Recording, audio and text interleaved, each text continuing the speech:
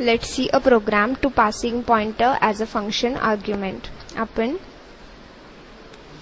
Call by reference म्हणजेच pointer आपण फंक्शनच्या आर्ग्युमेंटला पास करतो तो प्रोग्राम बघणार आहोत. पण त्याच्या आधी आणखीन एक कन्सेप्ट आहे, that is the call by value. या दोन कन्सेप्ट्स आपल्याला बघायला मिळतात. पहिली कन्सेप्ट कॉल बाय व्हॅल्यू आणि दुसरी concept call by reference. Call by व्हॅल्यूमध्ये व्हॅल्यूजच्या कॉपीज पास होतात. ॲक्च्युअल जे वर्किंग होतं ते व्हॅल्यूजच्या कॉपीवर होतं. म्हणजे ज्यावेळी आपण आउटसाईड फंक्शन जाणार त्यानंतर त्या व्हॅल्यूज डिस्ट्रॉय होतात. पण कॉल बाय रेफरन्समध्ये ॲक्च्युअल जे वर्किंग होतं ते ॲड्रेसवर होतं. तर पहिल्यांदा आपण कॉल बाय व्हॅल्यूचा प्रोग्राम बघूया. या प्रोग्राममध्ये आपण integer x is equal to 10, y is equal to 20 ह्या व्हॅल्यूज असाइन केले. Clear screen. Then swap x and y. इथे तुमचं स्वॅप फंक्शन कॉल होईल. स्वॅप फंक्शनमध्ये इंटिजर b आहे. इंटिजर टेम्प हे एक व्हेरिएबल आहे. टेम्प a ची व्हॅल्यू टेम्पला असाइन केली आहे आपण.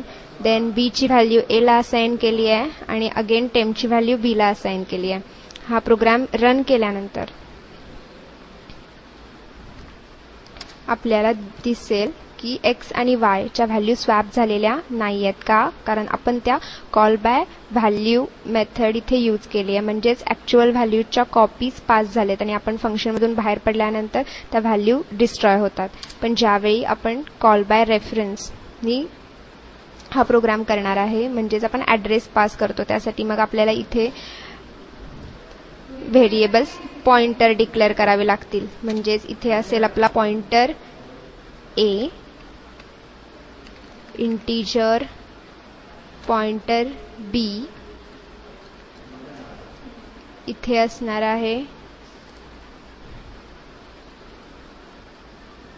पॉइंटर a, इथे असणार आहे पॉइंटर b, इथे असणार आहे पॉइंटर a, इथे असणार आहे पॉइंटर b.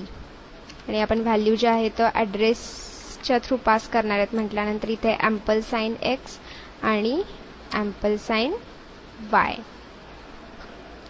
ओके. या प्रोग्राममध्ये आपण कॉल बाय रेफरन्सनी व्हॅल्यू कशा पास होतात आणि कशा स्वॅप होतात हे बघणार आहे. यामध्ये फर्स्ट व्हॉइड मेनमध्ये आपण x ची व्हॅल्यू 10 आणि y ची व्हॅल्यू 20 असाइन केली आहे. त्यानंतर ज्यावेळी आपलं स्वॅप फंक्शन कॉल होईल त्यावेळी ॲड्रेसनी त्या व्हॅल्यू पास केल्या जातील. म्हणजे ॲक्च्युअल जे वर्किंग आहे त्या व्हॅल्यूच्या कॉपीजवर होत नाही, व्हॅल्यूच्या ॲड्रेसवर.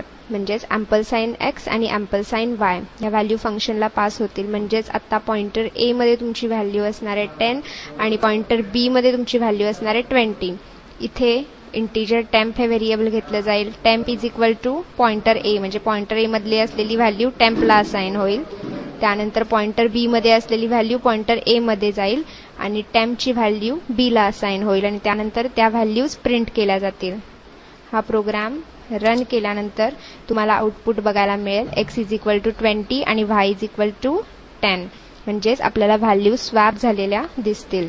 दिस is the main difference between call by value and call by reference. Call by व्हॅल्यूमध्ये आपण ज्यावेळी प्रोग्राम करतो त्यावेळी व्हॅल्यूच्या कॉपीवर वर्किंग होतं आणि त्या फंक्शनमधून आपण बाहेर पडलो की त्या व्हॅल्यूज डिस्ट्रॉय होतात. त्यामुळे आपल्याला कॉल बाय व्हॅल्यूमध्ये व्हॅल्यू स्वॅप झालेल्या दिसल्या नव्हत्या. पण ज्यावेळी आपण कॉल बाय रेफरन्सवर वर्क करतो त्यावेळी ॲक्च्युअल व्हॅल्यूचे ॲड्रेसेस म्हणजेच व्हॅल्यूच्या कॉपीज न पास होता ॲड्रेसेसच्या थ्रू त्या व्हॅल्यूज पास केल्या जातात. त्यामुळे आपल्याला ह्या प्रोग्राममध्ये व्हॅल्यू स्वॅप झालेल्या दिसतील.